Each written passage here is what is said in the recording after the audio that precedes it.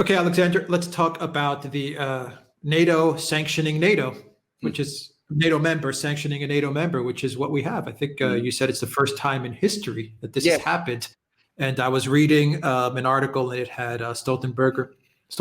Yeah, John Stoltenberger. And he was lamenting about the fact that you do have a NATO country sanctioning a NATO country. So for everybody watching on the comment section right now, which countries am I talking about? I will give you guys a few seconds to write down in the comment section if you know which countries I'm talking about. And I will tell you right now, we are talking about the United States sanctioning Turkey. And of course, they also sanctioned Russia. Not a big surprise. Not that I think Russia really cares that much, even though they came out with the standard canned, I think they're canned statements by this point. But, Turkey was irked. And this all goes down to the S-400s and the purchasing of the S-400s. Maybe there's more to it, but what do you make of this story and what is essentially a historic event? It is an absolutely historic event. It's a huge event. And I have to say that Donald Trump, I think to some extent, his hand has been forced. I think that it's widely acknowledged throughout the US political system that the person who has been resisting tough sanctions on Turkey has been Donald Trump. And again, he's doing it for very, very rational reasons, because Turkey is has the second biggest army in NATO.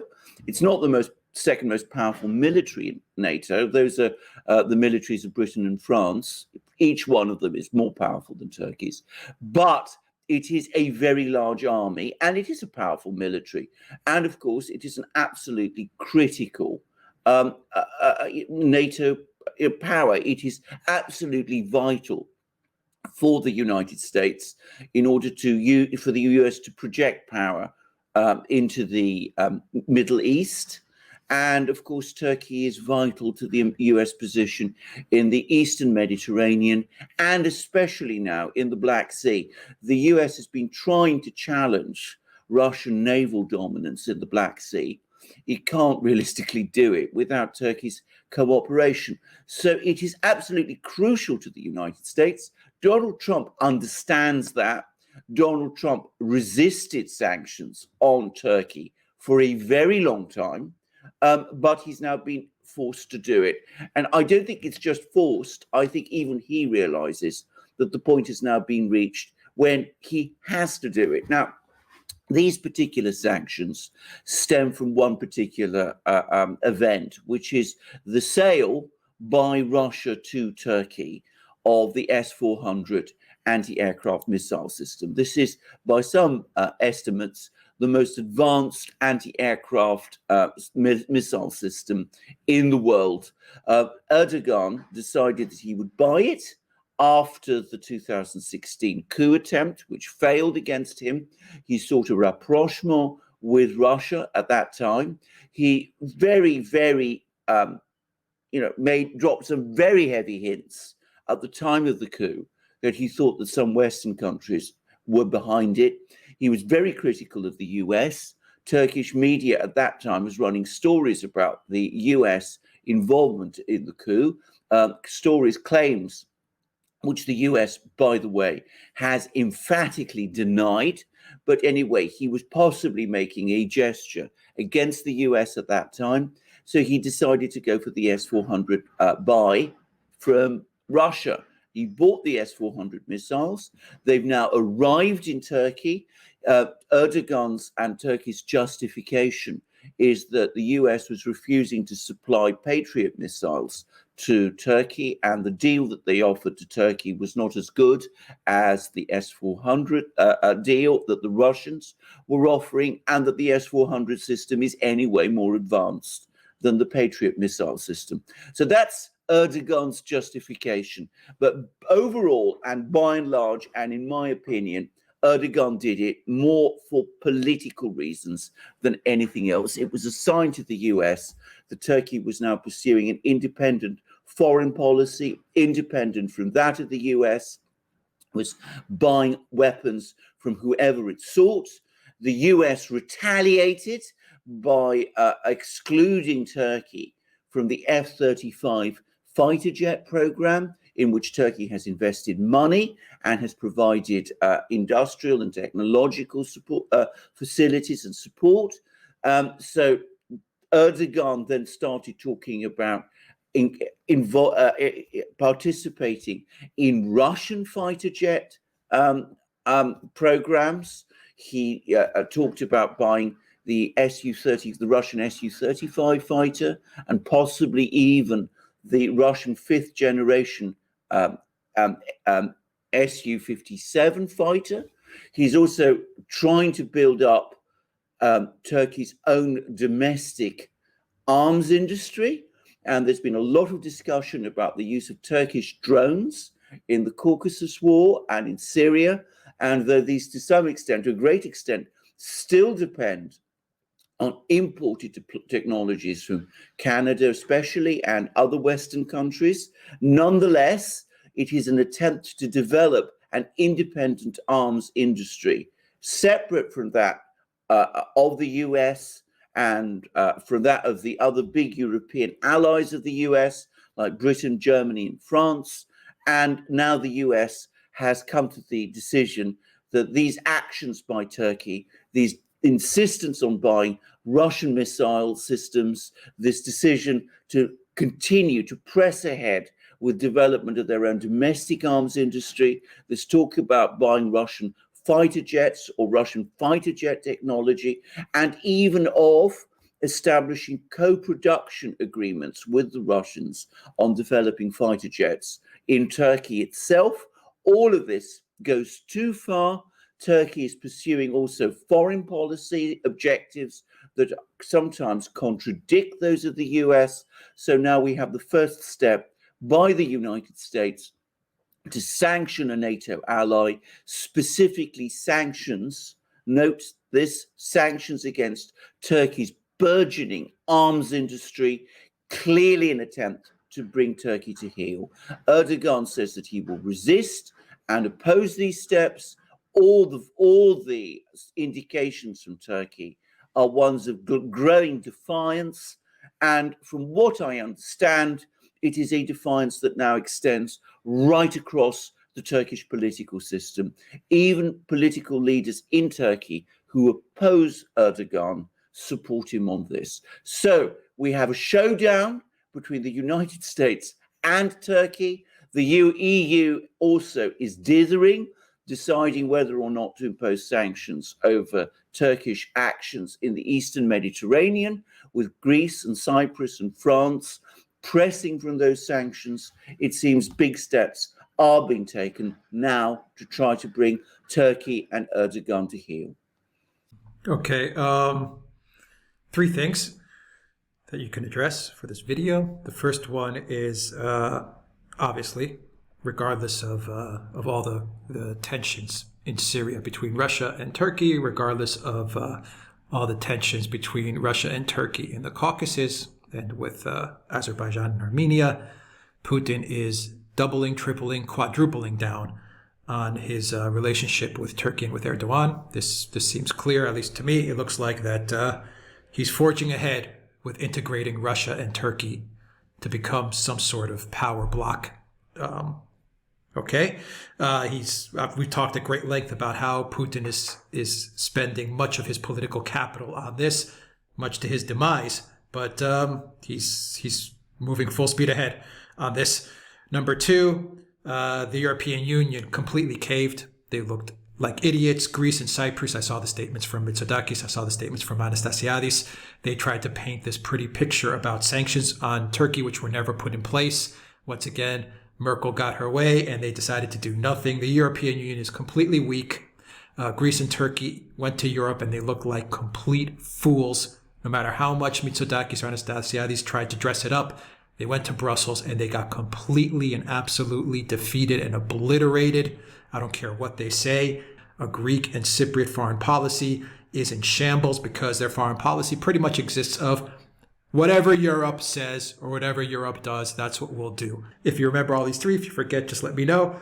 Finally, the big question is, we kind of know where Trump is going with his stance on Turkey. So if Trump retains the White House, I think we have an indication where he'll go with handling Turkey. The question everyone asks is, what will a Biden administration do?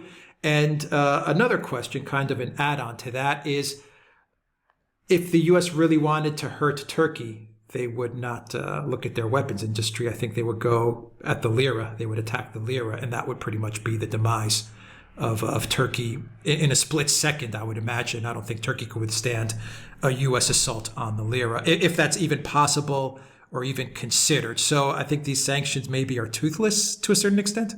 I don't think they're toothless. I think that they will deter outside investors and outside partners from assisting Turkey to build up its arms industry. I mean, bear in mind that the Turkish arms industry still depends very, very heavily on imported components. So to give an example, all those Turkish drones we were hearing so much about in the southern Caucasus and in Syria, they use subcomponents, many of which, for example, are made in Canada and in other Western countries.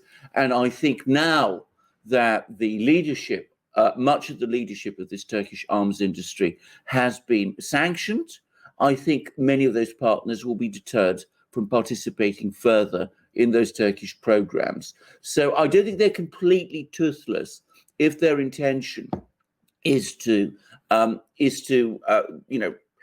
obstruct the development of Turkey's defense industries. Now, that is important for Erdogan. It's probably important for some industrial groups in Turkey. It's a symbol of Turkish national pride that they're developing their own arms industry. And some people in the Turkish military may be happy about it. But you're absolutely right. It is not an existential issue for Turkey. Turkey has survived without a big arms industry up to now. It can continue to do so. It can continue to import weapons as it has in the past. If the United States broadens its sanctions away from just Turkey's arms industry, which is still, it's fairly big, but it's still fledgling and evolving, and starts to impose the kind of sanctions on Turkey that imposed in 2014 on Russia, for example, or to an even greater extent on Iran, if it starts to take action against the Turkish civilian economy, if it starts to attack the lira and Turkish banks, and it can do so very easily. It can, for example, allege the Turkish banks are involved in money laundering, or that they're laundering money for terrorists, or laundering money for, drugs dealers, both of which, by the way, may very well be true. I mean, I'm not saying it is, but if you look at the kind of people Turkey has got close to in the last 10 years, I mean, there were allegations, for example, that they were buying oil from ISIS at one time. These are allegations. There were allegations that a lot of the money that went into the jihadi movements that were active in Syria were also passing through Turkish banks. And of course, as most people probably know, Turkey and Central Asia are historic routes for the movement of drugs, especially heroin and opium and all those substances from Afghanistan and other places in Central Asia into Europe. So, you can easily find reasons to justify these sort of sanctions. And bear in mind that if the United States imposes these kind of sanctions, if the Treasury Department does it, there's no real legal recourse with which to challenge it. So the United States can do it, and it doesn't have to spell out its evidence in any detail. If that kind of step is taken, yes, I agree that at that point, the Turkish economy craters. Turkey's central bank is not only doesn't have any real reserves left, it is in fact heavily in debt. It's borrowed heavily from friendly countries like Qatar and China to support the lira.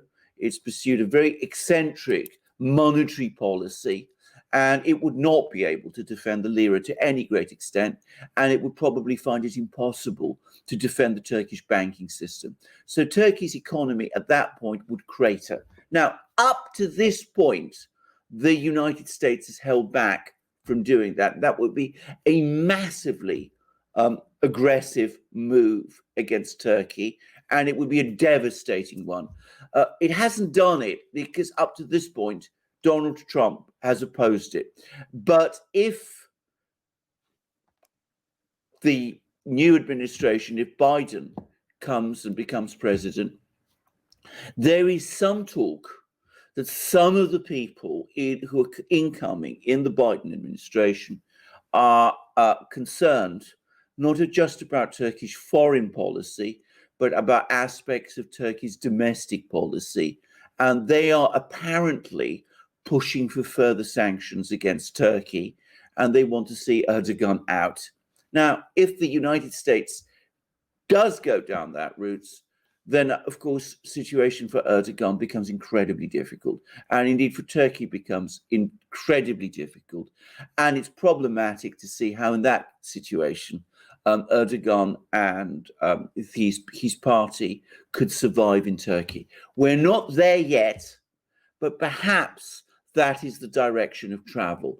I should add in parenthesis that it seems that Erdogan himself is currently trying to reach out to Biden and to the people within the Biden team. And it may be that he will be able to come to some kind of deal with them. So, we don't yet know, but if the United States does take that line with Turkey, Turkey's economy, as I said, craters, and we would see whether in that case, other countries which have supported Turkey up to now, such as China and Russia, whether they would be prepared or be able to come to Turkey's assistance in that kind of situation. The European Union, you're absolutely right. The European Union has failed again. Merkel is obviously incredibly nervous about further refugee flows from Turkey. Erdogan constantly plays this game with her. He's constantly threatens her with more refugees from Turkey, and as happened in 2015, with disastrous electoral consequences for her. And of course, Germany has a very large Turkish community, and I think Merkel is nervous about antagonizing that. And of course, it's always important to remember that in September, she's supposed to leave. So there is a difficult transition, a difficult leadership transition going to happen in Germany. So the Germans, for all sorts of reasons, are nervous about Turkey taking on Turkey at this time. And I'm afraid you're absolutely right. Greece, Cyprus, they press for sanctions. They seek EU support over the East Mediterranean. They get it from France, but the EU itself is not doing it. It's not interested. It won't support Greece. It won't support Cyprus. Once again, what we see is that the Greeks and the Cypriots, at the establishment level at least, have massively overinvested in the EU project. And as a result, far from getting strong support at their back, their position is weaker than it would otherwise be if they were sovereign states pursuing an active foreign policy. Now, let's turn to Russia. Putin himself is completely committed to developing relations with Turkey. He also looks at the situation between with the deterioration of relations between the United States and Turkey, and perhaps obviously he senses an opportunity. I think he is wrong. I think that ultimately this is not going to play out the way he expects, because I don't think that Turkey is in any position to withstand the United States. I don't think that Erdogan's position in Turkey is completely stable anyway. And I don't personally think that Erdogan is a reliable partner. I mean, we've seen the Russians going to head with Turkey in Syria. We've seen the Russians having to deal with Turkey in the South Caucasus. They've managed to limit Turkey's military presence in the South Caucasus to some extent. They've strong-armed Azerbaijan into removing the jihadi fighters that Turkey sent to the South Caucasus and who were participating in the recent Nagorno-Karabakh war. But it ought to be completely, blindingly obvious to them by now that Turkey is a difficult partner. And of course, on top of all of that, Erdogan has been playing his usual games of trying to get leverage against Russia by forging stronger links with Ukraine. So I don't think this thing is going to work out at all as Putin wants. And there are, I know, people in Russia who are telling Putin this. The other problem Russia has is that if we see a massive escalation in sanctions, US sanctions against Turkey, if we see sanctions against its civilian economy, of which there is some talk now, is Russia really willing to invest its rubles into saving Turkey at that point? I wonder. I doubt it. I think the Russian finance ministry would have an absolute they'd have an absolute nervous breakdown if it was suggested to them. I think China also, frankly, would be very reluctant to invest that kind of money into bailing Turkey out. So Putin risks overcommitting himself to a dangerous relationship. If there was one country that could point this out to him and might persuade him, or at least, if not Putin himself, persuade many other people in Russia, especially at senior level, who feel most uneasy about the direction of this policy that Putin has been following with Erdogan. There's one country that might persuade the Russians to change course. It could be Greece, in theory. Greece has lots of friends in Russia. It's got lots of good contacts with Russia. By Greece pursuing this extraordinarily unbalanced foreign policy, siding so hard with the EU, it's lost that opportunity to exercise such influence as it has in Moscow. And the result is, once again, we're isolated. The Greeks are isolated. They've not been able to get the EU at their backs, and they find that they're short of friends. Yeah, I agree with you. Greece's foreign policy is in shambles. They're completely owned by the EU. Merkel's completely owned by Erdogan. Putin is going down a path which I think, with Turkey, which I think is going to completely backfire. My last question, real quick, with Putin and with Erdogan, I guess you would say that in diplomacy or politics, you try to find compromise or solution. You should say that it's never a zero-sum game.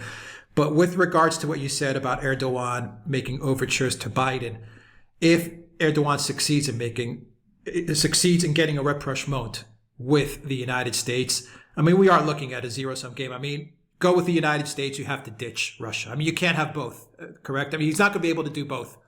Absolutely, that's entirely correct. I mean, what will happen, I suspect, is he must be concerned about the possibility of broader US sanctions against Turkey. I think even Erdogan, whose understanding of economics is very poor, is acknowledged even by his supporters, some of his prominent supporters in Turkey, to be very poor.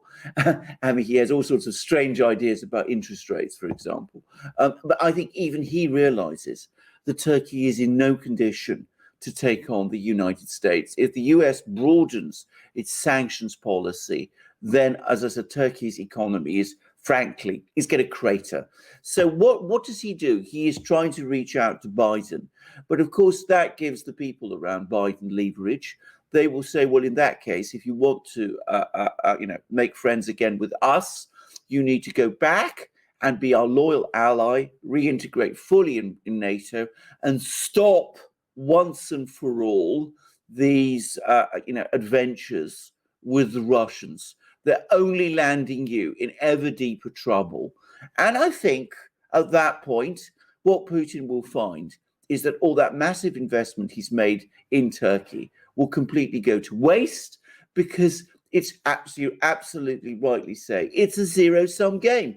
You can invest only, the Russians, you either go with Russia and China, or you go with the US. There is no middle path.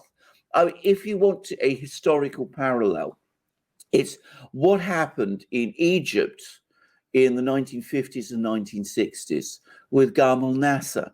Nasser was a leader in Egypt who resembled Erdogan in some ways, and like Erdogan, had a great deal of popularity in Egypt. And he was trying to pursue an independent foreign policy, and he tried to build up Egypt's military industries, and he got very, very, very close to the Russians. And the Russians invested very heavily in Egypt. They even sent troops there. They built the Aswan Dam. They built up a large part of Egypt's industrial base. But ultimately, the political and economic interests of Egypt pulled it back towards the United States. In 1974, Egypt flipped. It went from being a Russian ally to being, again, a US ally. And the Russians found that massive investment that they made in Egypt came to absolutely nothing. Egypt became one of the most anti-Russian states in the Middle East. So it was a complete reversal of policy. And I can't help but think that Putin is risking the same thing with Turkey. So it's I think, a game that he's playing with Turkey that could very well end up backfiring on him and on Russia spectacularly. All right, we'll leave it there, and we'll be following this story. Alexander Merkurs, thank you very much. Guys, check us out on BitChute, Odyssey, and Rumble. All those links down below in the description box. PayPal, Patreon, Subscribestar, and Bitcoin. You will find those links as well. Your donation helps out this channel a whole bunch. Subscribe to us on YouTube if you like this video as well. We appreciate your subscription and your like.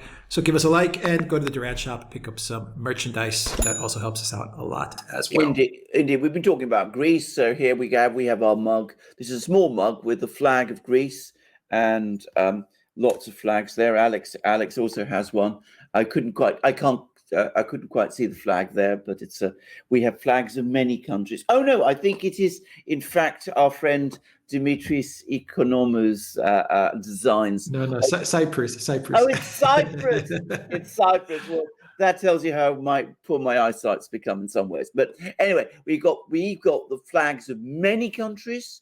We've got the flags of many countries also on our shirts. You can see that I've got a magnificent new long sleeves shirt, and that is the flag, for those who don't know, of South Korea. You can see it's got the yin and yang symbol. It's a very, very Confucian country, South Korea. In fact, it's a wonderful country. I know it well. I've traveled there. I've been to Seoul. I've been to Jeju Island. I've been to the parallel, the border with North Korea, and I've seen those things. And it's a really beautiful and extraordinary country, and I'm delighted and proud that I own a shirt with its flag. But you will find many flags of other countries, definitely of your own country, if you look for it, I'm sure, on our shirts, on our mugs. They are the best shirts and mugs in the world, bar none. You'll find our flags, also flags on our hats. Here's the flag of Great Britain, for example. And you will also find hoodies and sweatshirts and stickers too. So come to our shop, buy the great things you will find there, support the Duran that way, support us by going to our other platforms, and also support us on Patreon and Subscribestar. And come to our next broadcast. All right, Alexander Merkurs, thank you very much. Till next time, everybody, take care.